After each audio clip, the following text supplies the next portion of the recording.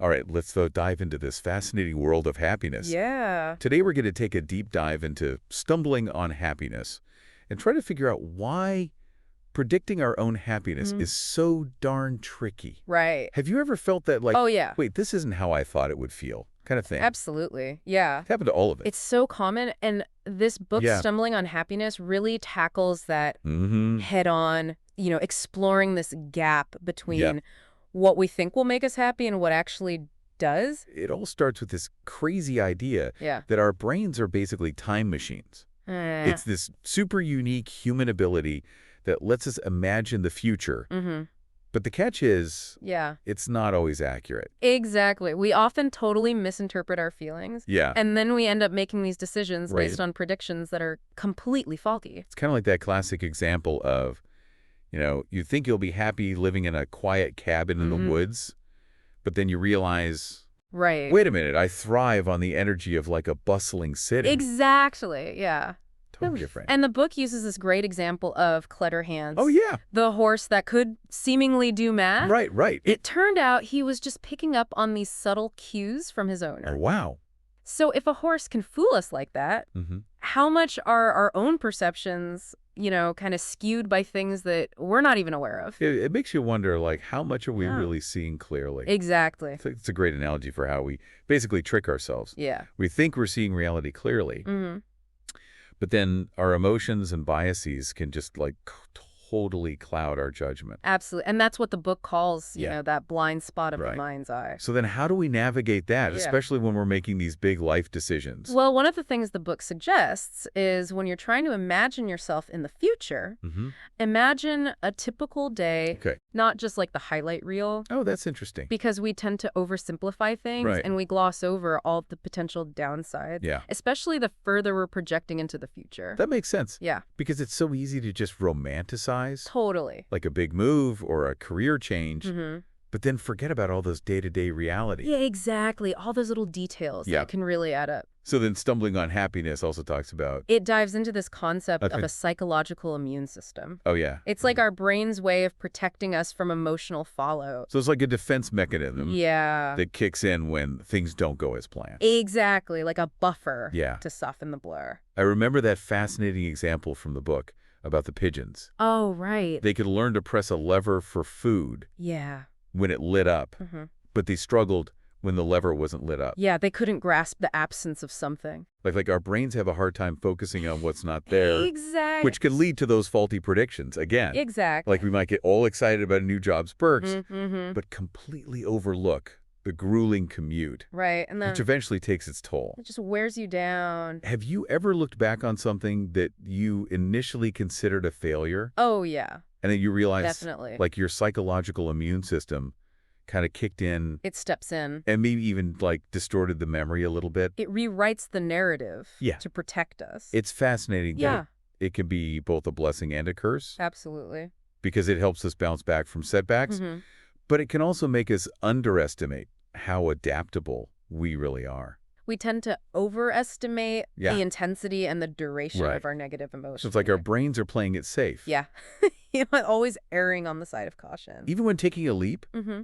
could lead to much greater happiness in the long run. Exactly. We hold ourselves back. Stumbling on happiness also kind of challenges this notion that happiness is Yeah. some fixed point that we arrive at. Like a destination. Yeah, and it highlights the power of comparisons and how they can just totally lead us astray. It's all relative, right? Yeah. Remember that study about the vacation packages? Oh, yeah. Where people were more willing to buy the one that was marked down from $600 to $500 than the one that was just $400. Right, but it had previously been on sale Exactly. for $300. Yeah, so it's a better deal in absolute terms. Yes. But people were drawn to the bigger discount. I know, it's so irrational. It is. but I totally get it. We love a good deal. Yeah, we get a thrill from feeling like Uh-huh. we got a bargain, Exactly. even if it means we're spending more overall. It's about perception. Yeah, it's a perfect example of how we're wired to focus on relative differences rather than absolute value. We're always comparing. And this plays out Oh, yeah. in so many areas of our lives. Constantly. Like we're constantly trying to keep up with the Joneses, Mm-hmm. even though it rarely leads to genuine happiness. It's a recipe for dissatisfaction. So if our imaginations are unreliable Yeah. and comparisons just lead us astray, Right. what's a better way to predict our future happiness? Well, that's where things get really interesting. Okay, I'm intrigued. Instead of just relying on these faulty predictions, stumbling on happiness suggests that we learn from the actual experiences of others. So that's where the idea of surrogate selves comes in, Yeah, right? exactly. These are people who are already living the futures that we're considering. They've been there, done that. So it's like tapping into this network of lived experiences Yes. to get a more accurate picture of what certain choices might actually feel like. Precisely. It's like doing market research for your own life. I love that analogy. So instead of just relying on our imaginations, Right. we can gather insights from those who have tested the product Exactly. and get a better sense of what we're really signing up for. It's about getting real-world data. And that is a perfect segue Yes. into the next part of our deep dive, Absolutely. where we'll explore how to actually find those surrogate selves and learn from their experiences. So stay tuned. I can't wait. Okay, so we've talked about how our imaginations can be super unreliable. Right. And those comparisons Yeah. can really lead us down the wrong path. They can be tricky. But how do we actually find these surrogate selves Yeah. and learn from their experiences? That's the million-dollar question, isn't it? It is. And luckily, stumbling on happiness actually gives us some really practical advice. Okay, lay it on me. It all starts with being intentional about who we surround ourselves with Okay. and who we go to for advice. So not just going to your most enthusiastic friend for Exactly. every big decision. You got to be more strategic. It's about really thinking Yeah. about whose experiences are most relevant to that specific choice you're facing. To the situation at hand. For example, if I'm thinking about a career change, Right. it might be more helpful to talk to someone Yes. who's already made a similar leap, Exactly. even if you're not my closest friend. You need that insider perspective. And the book also emphasizes that we're often better at predicting other people's happiness than our own. We are. Wait, really? Yeah. That seems counterintuitive. It does, doesn't it? Why would that be? Well, it's because we're not as emotionally invested in other people's outcomes. That makes sense. We can see things more objectively without our own hopes and fears. Well, so we're kind of blinded by our own desires. We get caught up in our own narratives and our own future. Yeah, and we project our current state onto the future, That's so true. assuming things will stay the same. Right. Which, of course, they rarely do. This is making me think about how I approach decision-making. Oh, yeah. I spend way too much time Mm-hmm. agonizing over every potential outcome I get it. and trying to The control what if. every single variable. How's that working out for you? Honestly, it's exhausting, Yeah.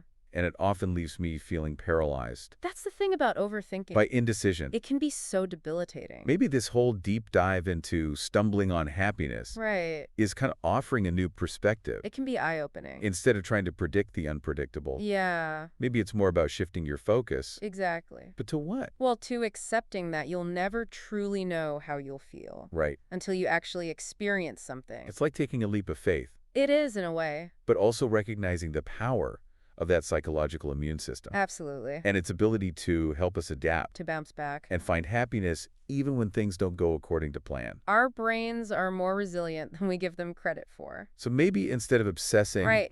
over achieving some perfect future state of happiness, That elusive ideal. it's more about trusting Mm-hmm. that I'll be able to handle whatever comes my way. That you have the strength and the resources. That's a really empowering thought. It is. And that's where learning from those who have gone before you Mm-hmm. becomes so crucial. Their experiences can offer invaluable insights Yeah. and guidance. Like having a roadmap. Yeah, a guide through the potential pitfalls. This is really making me rethink this whole concept of A happiness. complex thing. It's not about arriving at some final destination, No. but rather about embracing the journey with all its twists and turns. It's about the process of growth and discovery. And stumbling on happiness reminds us Yeah. that happiness is not something we just find, It's not out there waiting for us. but something we create. We have to cultivate it. Our brains are incredibly adaptable, They are constantly changing and evolving. and we have more control over our emotional well-being More agency than we realize. than we often realize. I love that. It's empowering. So what does this all mean Yeah. for those big decisions we're facing? Right. The where to live, what to do, Those life-defining choices. and with whom to do it. the big questions. It means that while our imaginations Yes. can be helpful in visualizing possibilities. We're exploring options. We shouldn't rely on them solely. We need more than just our imagination. We need to balance that with real-world data. Exactly. Talking to people who are actually living those possibilities. Getting the inside scoop. Getting a sense of their actual experiences. Their lived reality. It's like doing market research for your own life. I love that analogy. We're coming back to that. And just as a savvy business owner, right, wouldn't launch a product without testing the market. Without doing their due diligence. We shouldn't make major life decisions. No. Without gathering insights from those who've already tested the process. Those surrogate selves. So instead of just asking ourselves, yeah, will this make me happy? That's only part of the equation. We should also be asking, what has it been like? What has it been like for other people who've done this? That's the key. And be open to what you hear. Yes. It might surprise you. You might be surprised by what you learn. One of the things Stumbling on Happiness highlights is how we often believe things about happiness. We have these preconceived notions. That simply aren't true. They're myths. Like the idea that having children will automatically make us happy? That's a classic example. That's what everyone says. Of what Gilbert calls the belief transmission game. Oh, interesting. What's that?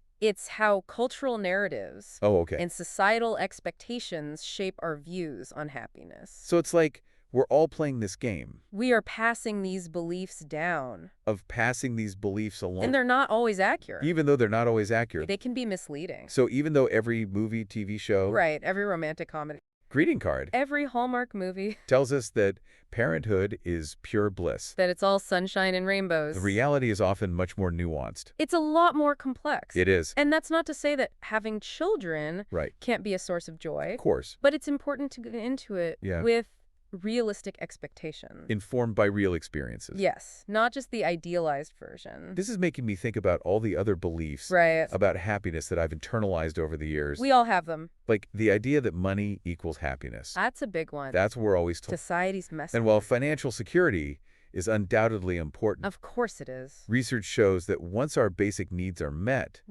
more money doesn't necessarily guarantee happiness. Translate into more happiness. It's not a direct correlation. So chasing after that next promotion or that bigger house or raise might not be the best path to true fulfillment, to lasting contentment.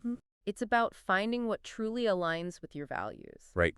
And brings you that sense of purpose. This is so eye-opening. It's a different way of looking at things. It feels like I'm finally starting to understand why I've stumbled so much in my pursuit of happiness. We also stumble. We do. That's part of being human. And that's the beauty of this whole deep dive into Stumbling on Happiness. It's about embracing the stumbles. It's about recognizing our shared human tendency. To make mistakes, to mispredict. To stumble. To have those oops moments. To make mistakes, to mispredict what will truly bring us joy. It's all part of the process. But it's also about empowering ourselves. Absolutely. To make more informed choices. To learn from those experiences. To learn from our stumbles and to create a life that's truly aligned with our values. And our aspirations. Gilbert reminds us that happiness it's not a passive thing. Is not a passive state of being. It's an active pursuit. But an active process of engagement with life. We have to participate in our own happiness. I love that. It's about showing up. So it's about being present. Yes. Being curious, being open to new experiences. Embracing the unknown. And being willing to learn and grow. And keep evolving. From both our successes. And our failures. And our stumbles. They're all valuable lessons. And perhaps most importantly, it's about recognizing that true happiness is not about achieving some perfect future state. That utopian ideal. But rather about finding contentment and meaning in the here and now, at the present moment, this very moment, regardless of the circumstances. That's the key. This deep dive has been incredibly thought-provoking. It's been a journey. I feel like I have a whole new framework. That's great to hear. For thinking about happiness. A new lens to view it through. And as we wrap up this part of our exploration, I'm curious to know what's standing out to you most? What's resonating? From what we've discussed so far. With your own experiences? Honestly, it's the realization that I've been approaching happiness all wrong. Oh, how so? I've been so focused on achieving specific outcomes. On the end goal. On checking off boxes. On the destination. That I've missed the point entirely. And what do you think the point is? I think it's about finding joy in the journey. In those everyday moments. Those little things. In the connections with the people I love. The human connection. It's about embracing the messiness and unpredictability of life. Life's full of surprises. And trusting that I have the inner resources to handle. To cope with the challenges. Whatever comes my way. That's a beautiful insight. Thank you. And it leads perfectly into the final part. Yes. Our deep dive. where we'll explore some practical strategy For putting all of this into practice. for cultivating happiness Here and in the now. present moment. I can't wait. It's going to be good. Okay, so we've uncovered a lot about happiness so far. We have. We know that our predictions about it are often way off, Yeah. and comparing ourselves to others Right. doesn't really get us anywhere. It's a trap. Plus, we've got that sneaky psychological immune system, Right. sometimes messing with our views. Always protecting us. But stumbling on happiness Yeah. isn't just about all these quirks and challenges, right? It's not all doom and gloom. It gives us some real strategies It to does. actually boost our happiness. For taking action. So where do we even start? Well, one of the simplest but most powerful things Yeah. is savoring the present moment. That sounds great in theory, It does. but life is so hectic. It is. How do you actually slow down Right. and smell the roses? It's about mindfulness, Okay. paying attention to your senses, to your breath, noticing the beauty in the everyday. I'm so guilty of just rushing through those little moments, We all do it. always thinking about the next thing. Our brains are wired for efficiency. And that's where our happiness takes a hit. Yeah, we get so focused on the future Mm-hmm. that we miss out on what's right in front of us. It's like we're on a treadmill, Always going and going, but not really enjoying the scenery. Exactly. Like, a funny thing is, those little moments, those present experiences, Yeah, they become our favorite memories later on. they do. Exactly. So slowing down, savoring the present, we're boosting our current happiness and Yes. creating a richer tapestry of memories for the future. It's like investing in your future happiness. Shifting from getting to being indelic. Oh, that. Now, the book also talks about gratitude, right? Oh, absolutely. Recognizing and appreciating the good stuff. It's a game changer. But sometimes gratitude feels forced. Yeah, Like, I should be grateful, right. even when I'm not feeling it. It's not about denying the negative. It's Yeah. about intentionally looking for the positive. So even on a tough day, Even then. I can notice something good, Exact. like the sunshine. Or a good cup of coffee. So it's more about shifting focus Yes. than forcing a feeling. It's a subtle but important distinction. We get bombarded with so much negativity, It's everywhere. easy to get sucked in. The news, social media. But gratitude is like an antidote. It is. It helps us see things in a more balanced way. To reframe our perspective. Okay, so we've got savoring the moment and practicing gratitude. Those are big ones. What else does stumbling on happiness recommend?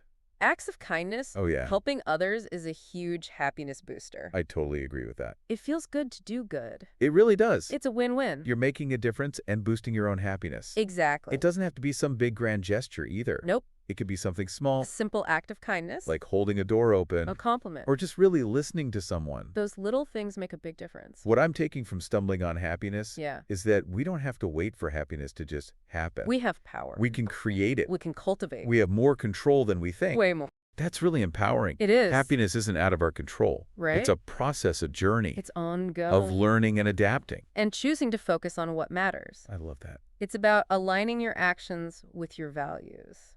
This deep dive has been amazing. It has. I feel like I have a whole new toolkit a happiness tool for navigating the ups and downs of life. for finding those moments of joy. And as we wrap up this final part, Yeah. I want to leave our listeners with this thought. Okay. From stumbling on happiness, What is it?